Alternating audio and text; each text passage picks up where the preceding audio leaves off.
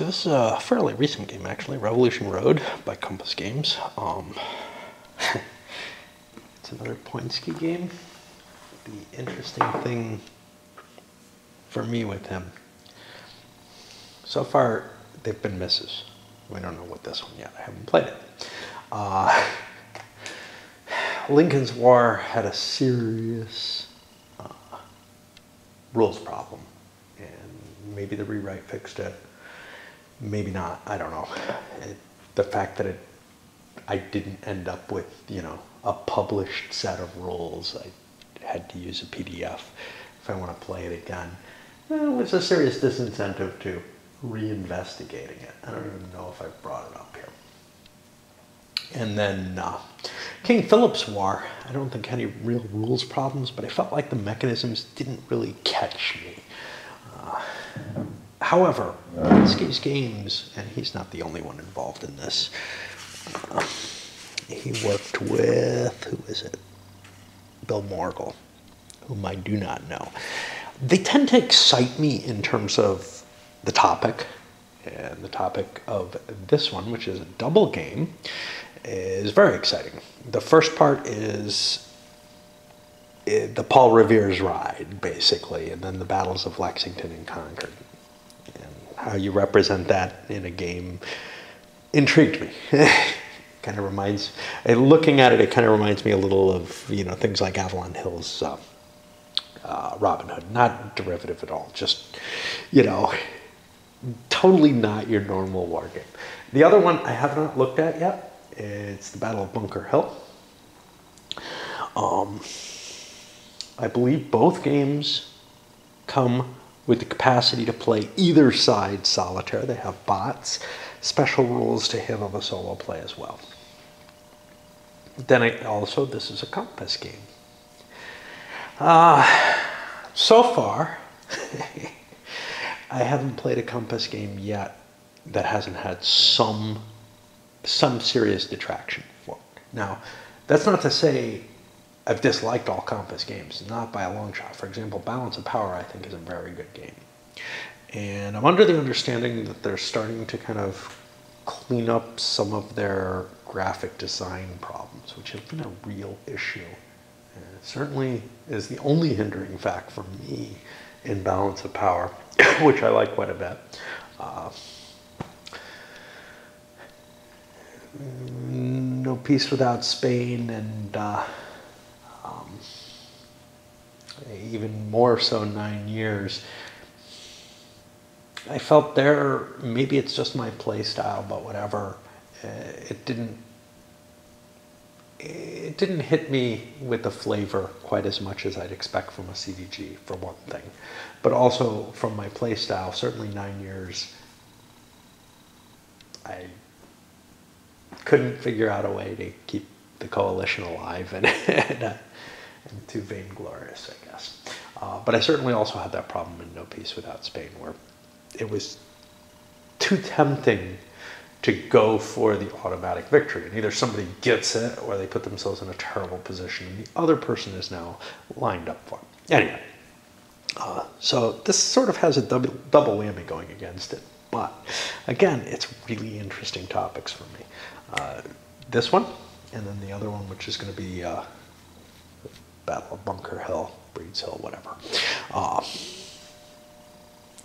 Both subjects that I don't think have been touched to any degree. So let's take a look at what we have here. Area movement map, some roads to delineate movement areas, a bunch of hidden units, sort of.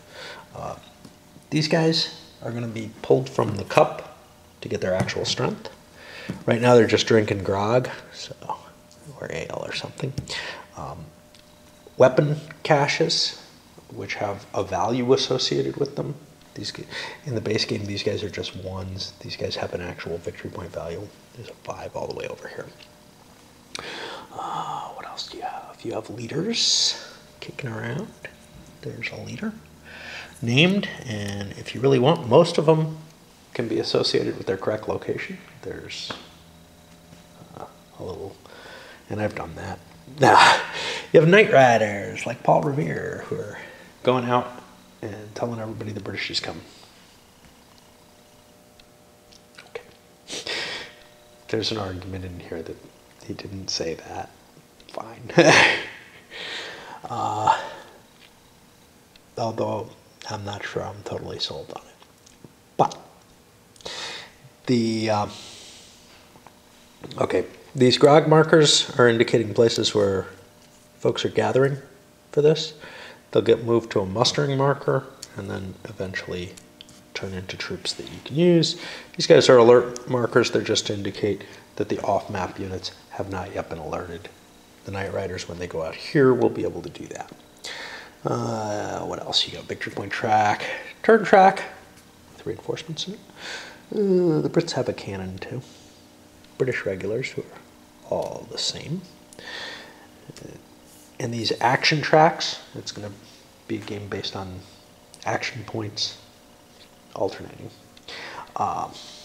in use.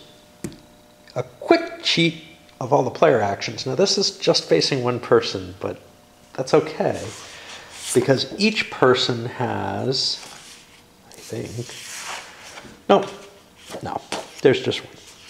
So there's a more complete list of all the actions here. There's also a listing in the rules themselves, a quick cheat sheet on fighting a battle, which I haven't even looked at, and seeing who wins. Again, that's all information in the rules. Seems a little overkill on the play aids, but a bunch of cards, 22 of them. That's what the rules say. I don't know if this is just being friendly, if this was an error, but I got 2 packs of them. I'm hoping it's being friendly because it makes a lot of sense. If you really like the game and you don't sleeve your cards for some reason and are worried about this kind of thing, they're going to wear out. It also may be the case that those cards are used in the Bunker Hill, and we'll see about that, in which case it's a particularly useful thing. Well, maybe not, because you're going to need some of the counters from this game for Bunker Hill. I was going to say so you could play both games at the same time, but I don't think that's the case. I don't think there are enough components to play both at the same time in general. So they're basically just there as reserve cards. Maybe you're not supposed to get them both. I don't know.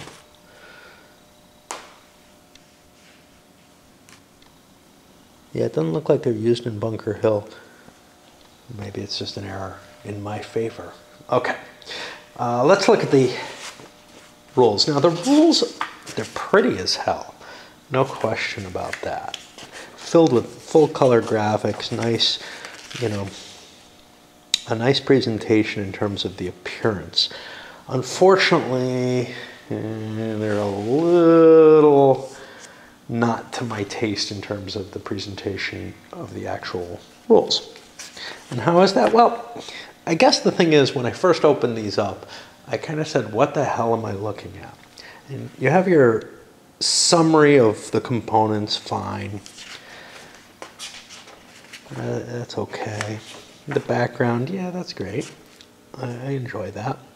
And then we get to the actual components and what you're going to deal with them. So there's you know, instructions on the game map, all the playing pieces, but they're starting to get awfully detailed here. Way more than I would want in this intro thing. The leaders, these different markers, the icons on the map, and they're just, it's really, as I begin to flip through all of these things, I'm on page 8 at this point. You know, 8 out of a book that's way too big for these rules, 23 pages of rules. I don't know if there's, yeah, I guess there's 8 pages of actual rules too. But I'm reading through all this stuff and not understanding what the hell's going on. And it took a while. Once I finally, you know, on my second day of reading in this or whatever, third day maybe, got to the turn sequence, I'm like, here, we're at the rules, finally. Because I really did not understand. And once you get to the turn sequence, it all starts to make sense. But there's a reason you want to get this crap out of the way quickly. Okay, so the turn sequence is pretty simple. You're going to get action points, you're going to perform actions, and then the turn ends. You obtain action points, you flip over one of these cards. And the cards have 3 areas in them. Action points for the Dirty Rebels, action points for the King's Men, and then this is a random event space. And there's some interesting stuff about that random event processing or whatever that could lead to some really strange gameplay, I think. I'm not sure. We'll see. Okay. So you flip it over, you mark the actions that you get over here. Oh, hey, see, we each got 3. Whoever got the mostest has to take the first action. If you're tied, you roll off. All right, actually doing the actions. Well, there's a whole menu of these. This is like, you know, a coin game in terms of how many different things you have. You have little flags to indicate who can do them. And again, you get a quick cheat sheet there. Little flags to tell you who can do them. Each one costs you 1 action point. Some of them will result in units picking up moved, fired. See now the graphics on this. It looks like fict to me. It's fine, but sometimes in some of their games, it's important that you be able to read a number or something, and it's hard to do. And as long as they keep screwing around with that. Anyway, if it's both fired and moved, it has this. And basically, units are allowed to fire once and move once in each turn. All right. Anyway, you pick an action, you take it.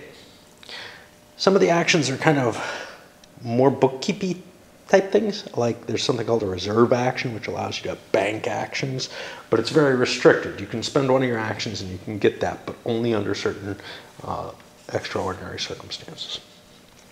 And then at the after all the actions are played out, and if you're out of actions, you're done. I don't even think you can play reserve actions. I think, you're restricted as to when you can play them. So if you've run out of normal actions, you can't play reserve actions anymore. Okay. So what happens is, if muster markers are flipped over at the end of the turn, and there's nothing preventing them, they go away, and the units under them are now ready to act. Hinder markers, which might be preventing the muster markers, but they may also be preventing British movement or searches, get degraded at this point. They get placed at level 2, they go down to level 1, then they come off the map. So for a couple turns, they'll be there. You get rid of some of these action indications that have noted that you've done something that you can't repeat through the turn.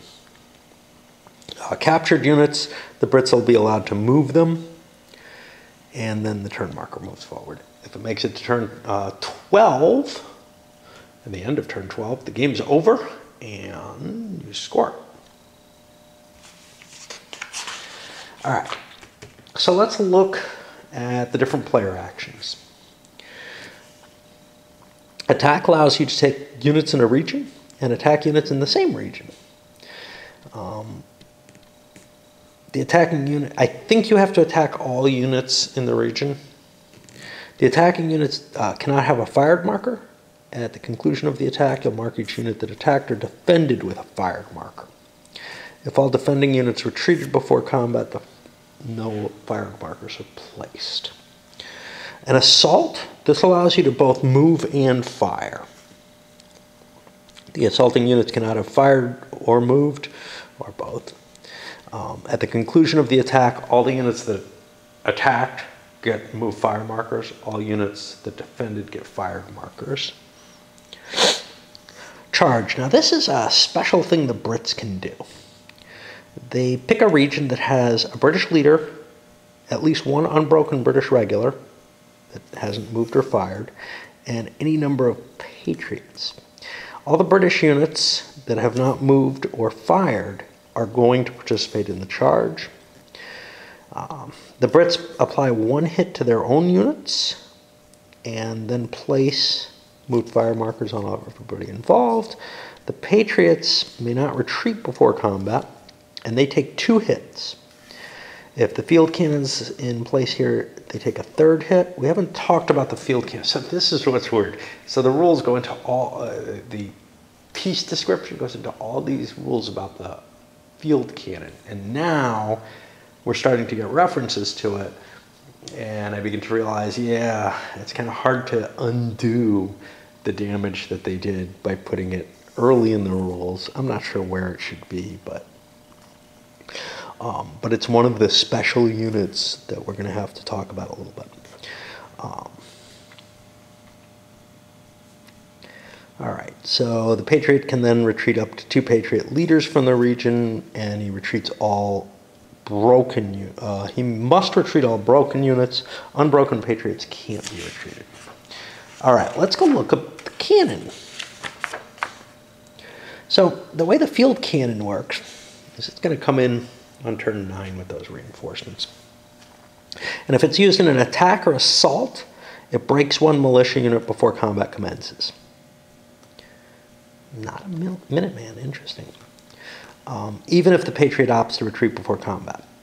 If the Patriot elects to retreat, the British player has the option to advance into any adjacent area of his choice with the cannon and any troops moving with it, but it must be accompanied by regulars. It need not be moved into the space the retreating troops entered, but may. When it's activated, the cannon can only break 1 unit when moving and 1 unit when involved in combat. Okay, during movement, when it enters a Patriot, militia, or Minuteman, it can break 1 of those units. The Patriot gets to choose which one. If after breaking the unit, the Patriot does not have unbroken units equal to at least half the moving British force, the British force may continue moving through the Patriot force. That's a standard rule actually baked into here, but they're giving the way the cannon integrates into that standard rule. If it enters more than 1 region, it can only break a unit in the first region. If the cannon's used in a charge, it breaks an extra unit for the Patriot. And that's what we were talking about that. Okay, so let's go back into here. We've handled actually all the rules except for movement that the cannon's even involved in. All right, the movement action. Okay. If you choose to move Sons of Liberty, they have their own special rules for movement, which is again over in the description of the playing pieces. This is a little unclear to me, I think.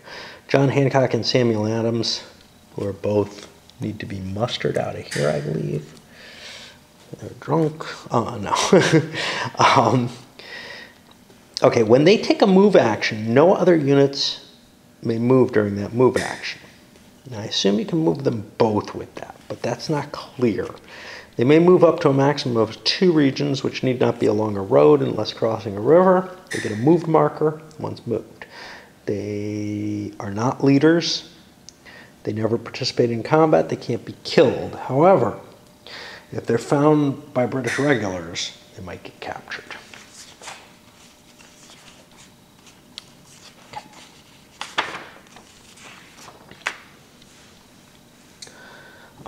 So for regular units, no, not just British regulars, you know, each leader or military so you spend a point, an action, to activate an area for movement.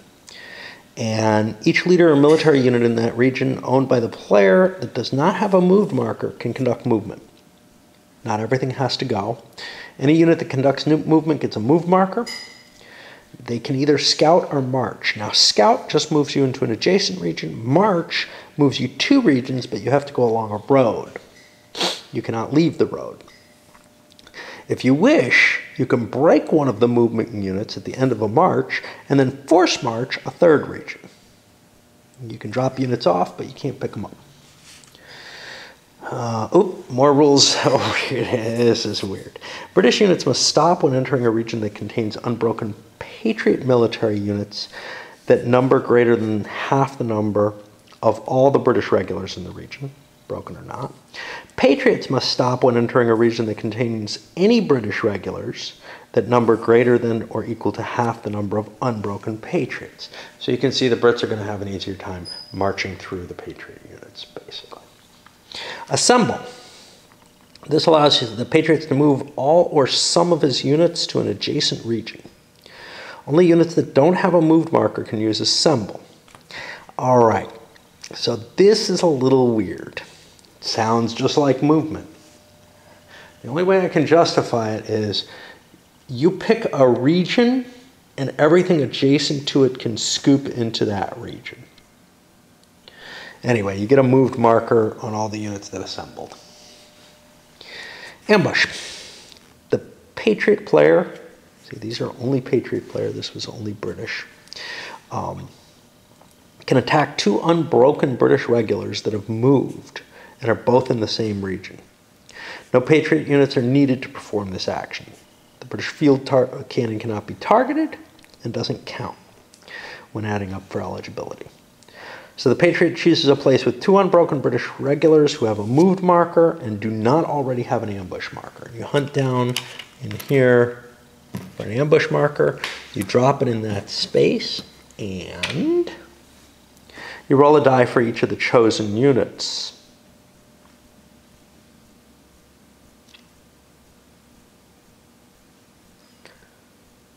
You only can choose two. On a 5 or a 6, you break the regular. Similar to that is sniping. Sniping allows you to attack larger groups of British units that have moved at least 2 spaces along a road using the march action. No Patriot units are needed to perform the action. The British field cannon can't be targeted and doesn't count. You have to pick a place with 4 or more unbroken British regulars or healthy leaders who have moved markers. The units must have moved at least 2 spaces along a road using march or forced march. How do you remember that? Yeah, that's going to be tricky, but whatever. And there can't be a snipe marker. You roll a die for each unbroken healthy British unit in the region. Not each one that was selected or anything like that. Each one. Not just the ones that moved from what I can see. Each die roll of 6 breaks a British regular or wounds a British leader. Place a snipe marker in the region. Okay, rally. Hey, we're back to stuff both people can do. The rally allows players to restore broken units to full health. The Patriot player using rally can flip one broken unit in a region to its unbroken side for each leader present in that region who's not already been used. Rally, and you will mark the leaders used with a rally marker. There are a lot of rally markers. They're the most common of those. For the Brits, who have less leaders, they can flip 2 broken units in the region to their unbroken side for each leader present. However, once they enter Concord, Smith and Pitcairn can only flip 1 unit each. And search capture. The British player uses the search capture action to search settlements for hidden arms and to capture Sam Adams. We'll go into more detail about these. Oh, poor John Hancock. Escape capture. You can take an action with someone who's been captured and you want to make an escape attempt. 1 counter can be selected per action. You can't select a Son of Liberty on the turn of its capture. You roll a die. On a 6 or higher, you escape. You get +1 for each unbroken Patriot militia or Minuteman, and -1 for each unbroken British regular. Hinder actions. All right. Each player has the ability to do hinder actions.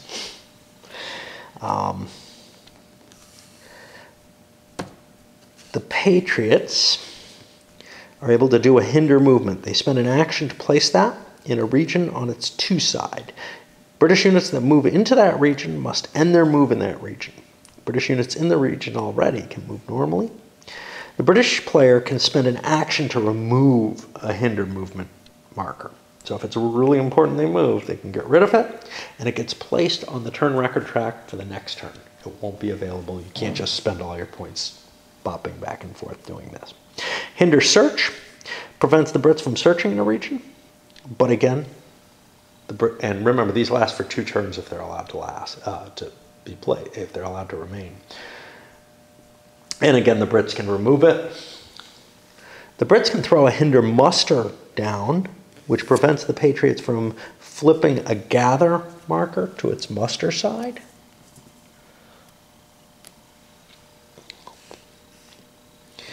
And I think it also prevents a muster from being removed from play. Now, the Patriot can spend an action to remove the hinder muster.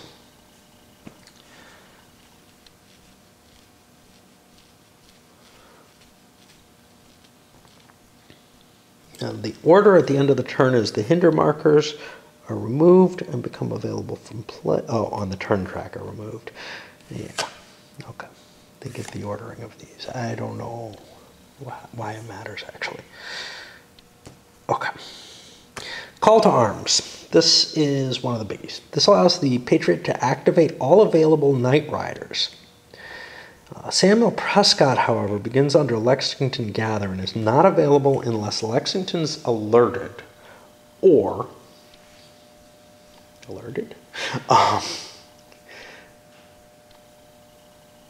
or if both Dawes and Revere are captured.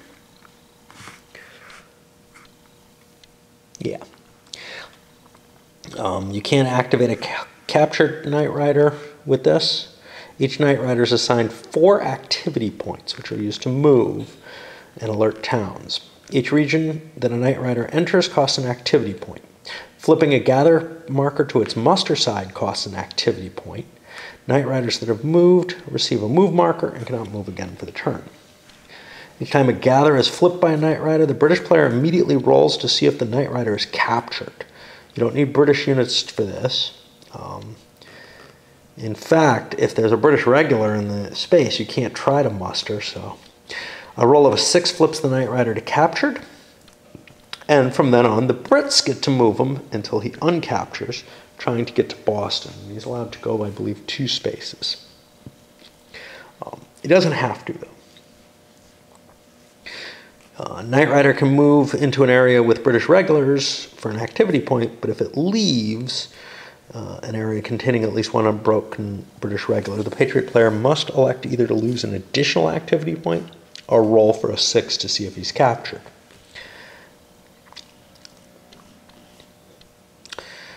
They can't flip the gather marker if there's an unbroken British regular in the same area. If an unbroken British regular moves into a space that has been mustered, the presence of the British regular prevents it from removing the muster at the end of the turn, which would otherwise automatically happen. They can leave from any space on the edge of the map, and then they go into this box. And from then, whenever a call to arms is taken, the alert marker is removed from one of those boxes, and now those units can enter the map immediately using what, movement? Yeah. At the beginning of the game, prior to the start of the first turn, the Patriot player gets a free call to arms action. This will cost no movement, no action points, but the Knight Riders get moved markers placed on them. So they're not going to be able to do it again. You can't use a call to arms twice. Plan. Okay, plan is tricky. In order to use this, your action marker has to be on the 1 space. Or you find yourself in a position where you're not allowed to take any legal action other than the pass action. Using this action, you spend your point and you get a reserve point. Those reserve points, let's see.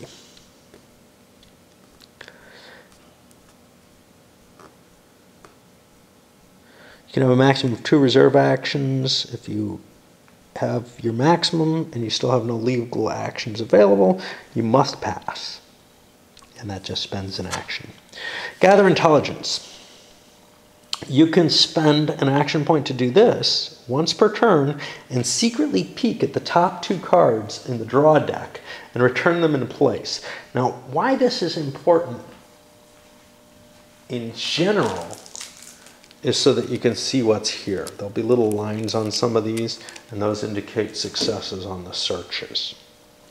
However, peeking at them might also tell you that you want to do random events, random actions or random draws in order to get rid of a good card. And that's the thing I'm kind of a little worried about, but not very, to tell you the truth.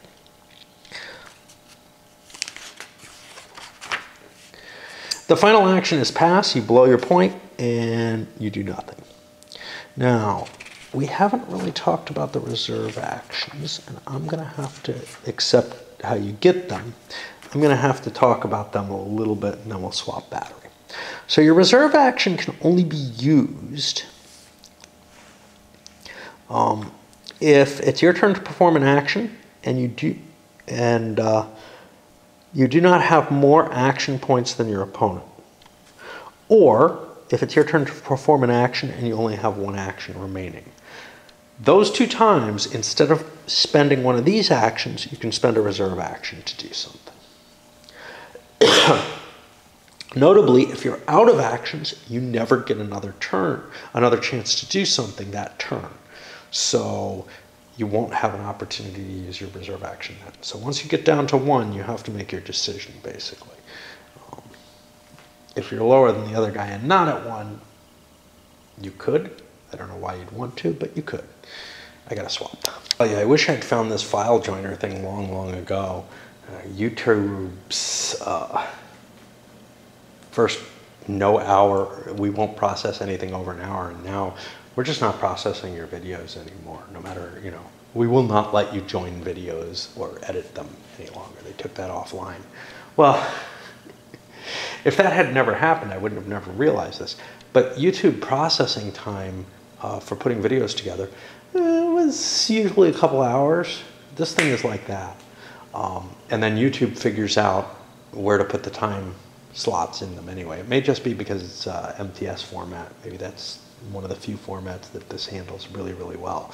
But yeah, YouTube's able to do the processing in about the time that they do processing on a regular video. It's like they don't trust the metadata that the video gives anyway and generate their own. So when I have it at home, the file joiner doesn't generate the metadata, but then I load it up and it does, and I actually get times on my videos, and that's cool. The other thing is it was a pain in the butt to select all the items on the YouTube video editor. So like if I had 30 videos there, I have to click on 30 different things, and it's very error prone and everything. With this one, usually, all I have to do is grab the videos, throw them in the file joiner and say join it, and it just throws them together. And I don't know, much less effort on my part. Not that I put much effort into my videos anyhow, but you know, I do no editing or anything, but wow, just being able to glue them together like that. And I thought there'd be something like that out there, but I couldn't find anything. I probably saw this before and didn't think it would work. There's a lot of paid products. They're slower. And then the old Microsoft Movie Maker, which killed my machine to use.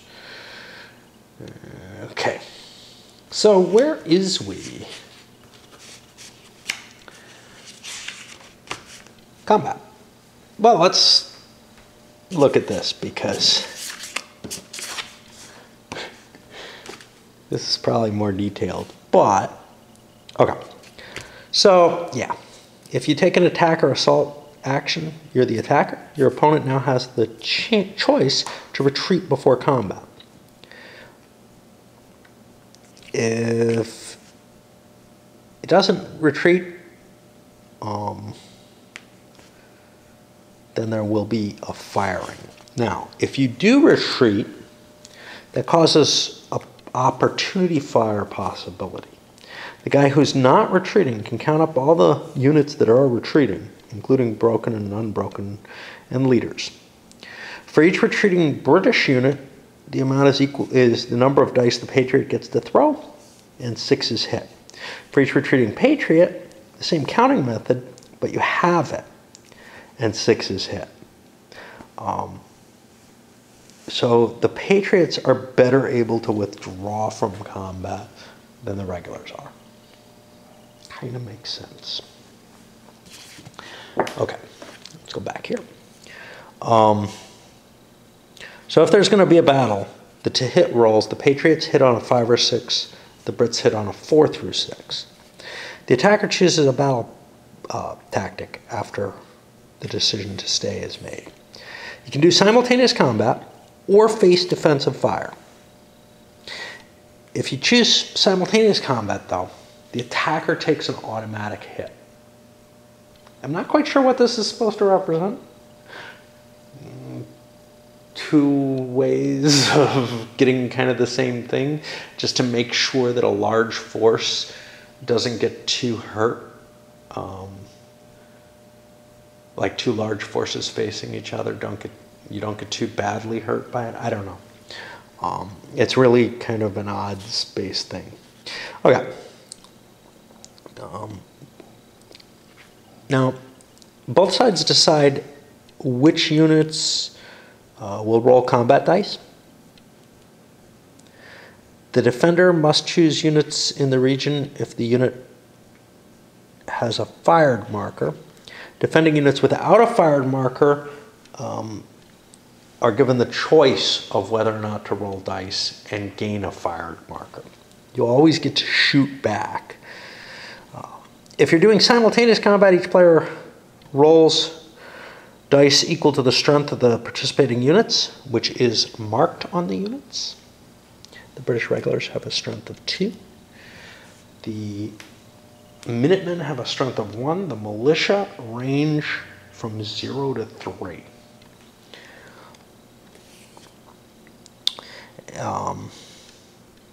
And then you look at the to-hit numbers, and you resolve those hits, and they're applied equally with simultaneous combat, except that the attacker takes an extra hit first. With defensive fire, the defender gets to roll first. Any hits he does, then the attacker gets to roll whatever dice he has left.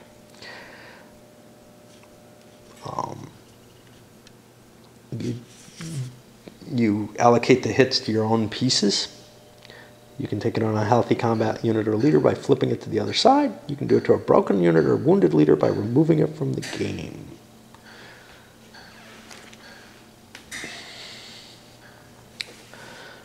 All right. So,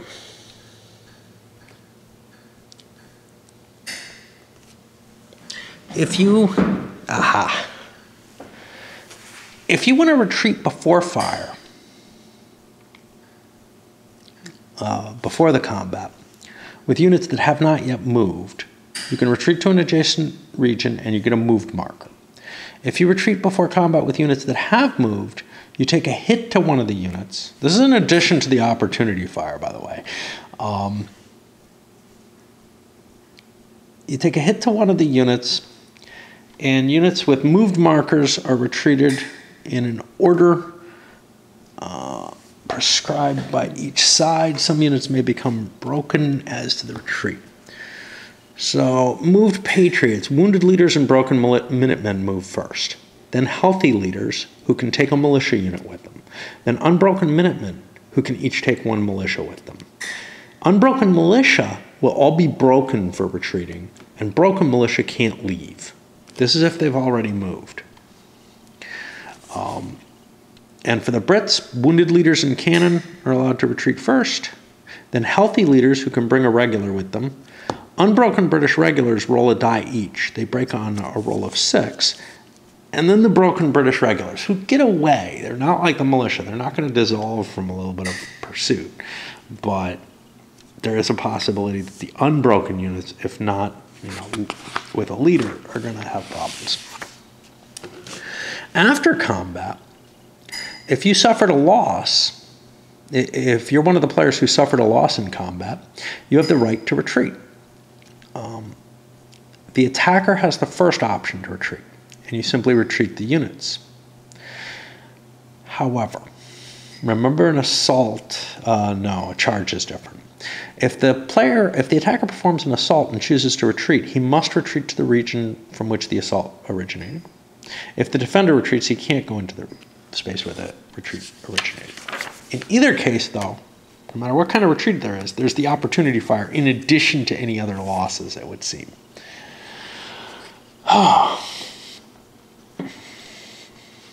You may not want to, however. I'm going to take a break since I have to file join this anyway. Capture work the same way. They work off draws on those cards.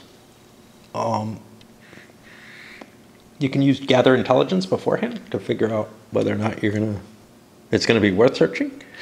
And each time you try to search for hidden arms or capture a Son of Liberty, you have to draw a new card. When searching for hidden arms, you select a town region with a hidden arms marker. If there's an unbroken British regular in the town region, you can do this. It doesn't matter if there's patriots there, but they may modify the victory points gained during the search. It doesn't matter if the British regular has moved or fired. To conduct the search, you draw a card from the draw pile. You check the results area and see if it contains any hash marks. The hash marks will be the number of victory points the British player receives. The number of hash marks can be reduced by the presence of a mixture of unbroken Patriot unit types in the region. After reducing it because of Patriot units, the British player scores 1 victory point for each remaining hash mark. And if reducing the number of hash marks produces a negative number, the British player does not lose any. The town's hidden arms marker will be flipped over. Now, if these are flipped over,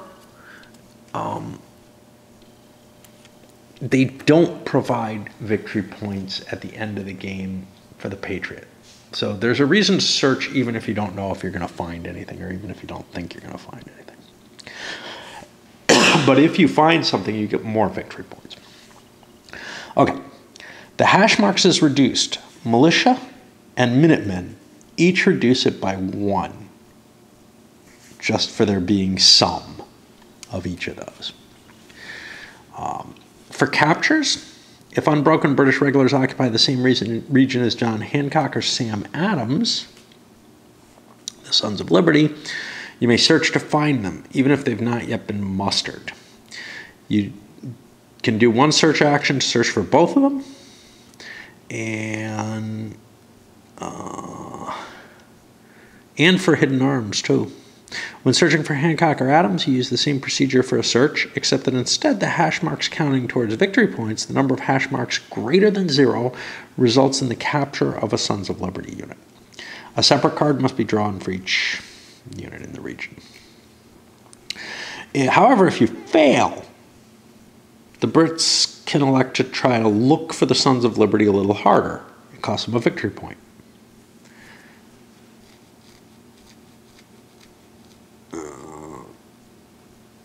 If the Brits do not find them, either by not trying again or failing twice, the Sons of Liberty unit is then allowed to move to an adjacent region, even if it has a moved marker or has not been mustered. I don't know if that ends up mustering it.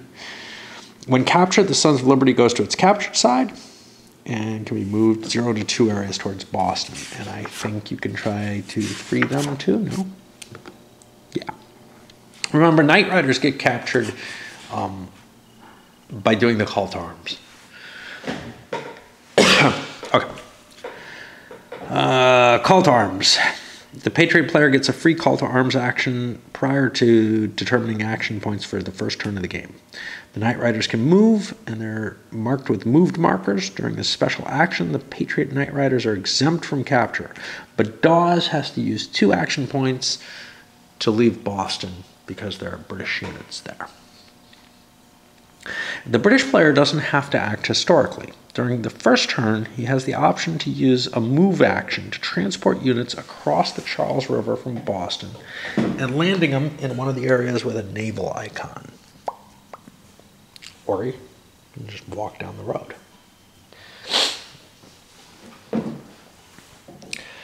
Units landing in these regions may not move further this turn. They get a moved marker. Shot heard around the world. So this is one of the cooler rules. Neither side wants to fire the first shot. The Patriot cannot use ambush or snipe until one side uses an attack or assault, where shots are actually fired, the dice are rolled. Retreats before combat that don't cause a battle to happen don't count unless one side uses op fire. If the British conduct a charge, that frees things up. If the British conduct a search in an area with an unbroken active Patriot military unit, not under a gather muster marker. If the British enter Concord, if the Patriot initiates the first combat of the game as an attacker, including during op fire, the British player gets 5 victory points. And that's it. Concord. The British player has to make it to Concord by the end of the game, or he loses. Once any unbroken British regular enters Concord, the British gets 5 victory points. And Smith and Pitcairn can only rally 1 regular unit each per rally action. Any broken British regular can move 1 area per move action. They may not use march movement. And when retreating before combat, each healthy leader and unbroken British counter must roll a die. On a 6, they take a hit. This is in addition to any other penalties for retreating. Percy. On turn 9, Percy comes in at Boston. He's got 8 regulars and a field cannon. If Percy's in Lexington with the cannon and at least 4 unbroken regulars at any time during the game, the Brits get 3 victory points. If they don't make it there, then the Patriots get 5, so that's a big point swing. Percy's troops do not suffer from the Smith-Pitcairn special penalty rules for entering Concord.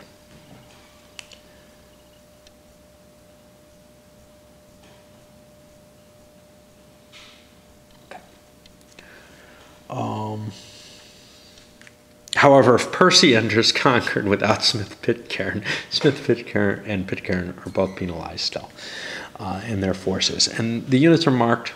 Percy's units have a dot on them, so you know that they're not affected. At the end of the game, if the British have not entered Concord, the Patriots win. Otherwise, you total victory points. There are some optional rules. We'll get to the victory conditions in a moment, the points form.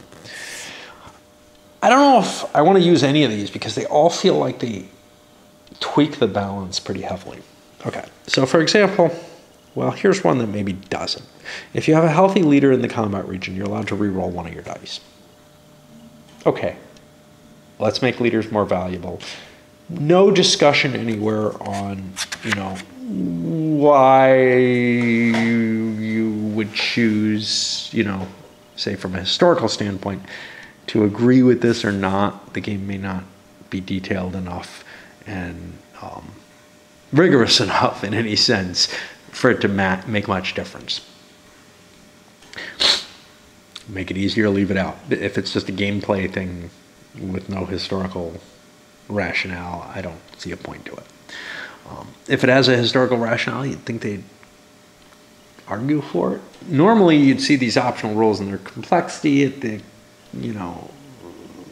extra realism at the cost of complexity. Complexity at the cost of additional realism, yeah. Opportunity fire during movement. Okay, this one sounds also like it doesn't really affect either side particularly. If either player elects to move through a region that has an unbroken enemy piece, the enemy immediately rolls a die. On a roll of 6, a hit is scored against the moving pieces. Okay, the problem with this is, how does this connect with the shot around the world? I would probably say it counts. If you shoot at them, you shot at them, right? But again, it's not specified there. And I don't know if there's any errata out on this thing. Okay, hobbling Sons of Liberty pieces. John Hancock and Sam Adams only move 1 region instead of 2. Is there a reason for this? Or is it just a play balance thing? I don't know. Militia and Minutemen. This one makes more sense in terms of realism. Militia score only on hitting on a 6 and Minutemen score on a 5 or 6. I believe that one. However, how much is that going to screw with the play balance? And that's my worry. Hidden arms play balance. Well, you can screw around with the victory points that's given in the different situations. So the Patriots, instead of getting 1 for each unnumbered hidden arms marker on the board at the end of the game, they get none. Instead of awarding them 1 for each unnumbered hidden arms at the end of the game, you shuffle cards together and draw a card for each marker. And if it has hash marks, they get 1. Or do the same thing, and if it has hash marks, they get the amount of hash marks it has.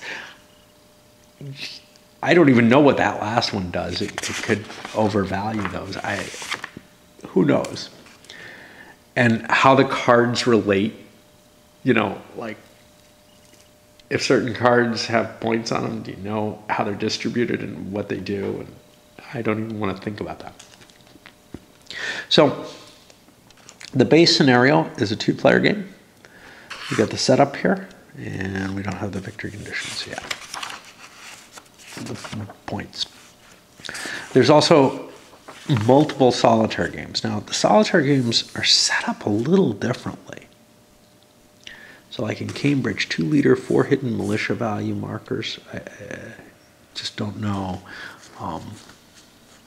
It's a different setup, and you get the feeling that, well, maybe it's not. It may be a different scenario in reality, or maybe it's not. No, it looks like it's later in the game, after the Brits have already made it to Concord. So it's probably historically reasonable. And they give bots. And of course, because it's later in the game, it's probably easier to make the bots work. Yeah, these are 5-turn games for the end of the game. I know I saw the victory condition somewhere. Like not just determining victory. Player aid. Okay. Here? Yeah. So the total 5 points for first attack in the game, 5 points for entering Concord, 2 for each eliminated Patriot militia, Minuteman, or leader, 6 for Hancock or Adams captured at the end of the game, 2 for captured Night Riders at the end of the game. Victory points from the hidden arms searches. Now, from what I could tell of that, you just get it based on the hash marks. It doesn't matter what the value of the town actually was.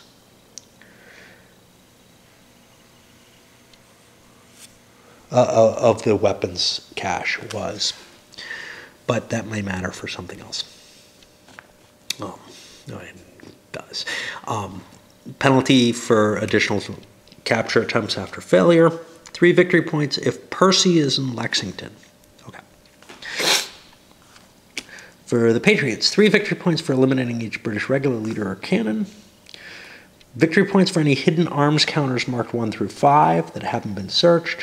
1 point for every blank hidden arms counter. And 5 points if the Brits were unable to make it to Lexington. Okay, after Percy and Smith enter Concord, conditional points are awarded based on how well the relieving force succeeds in reaching Smith and Pitcairn. If the British have Percy, the cannon, and 4 unbroken British regulars in Lexington, they get 1 point for each British regular belonging to the Smith and Pitcairn group, broken or unbroken, including the leaders that join Percy. Points are awarded immediately. Once scored, cannot be lost. Even if the scoring unit is eliminated, each unit can only score once. How do you mark it? Smith and Pitcairn units that are awarded the VP should be rotated a quarter turn to signify the VP was awarded. I could use 3-point Brits and just pretend they're 2-point.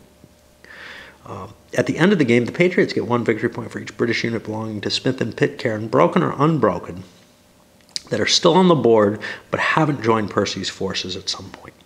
This does not include eliminated British units, only the British units belonging to Smith and Pitcairn that have not reached yet.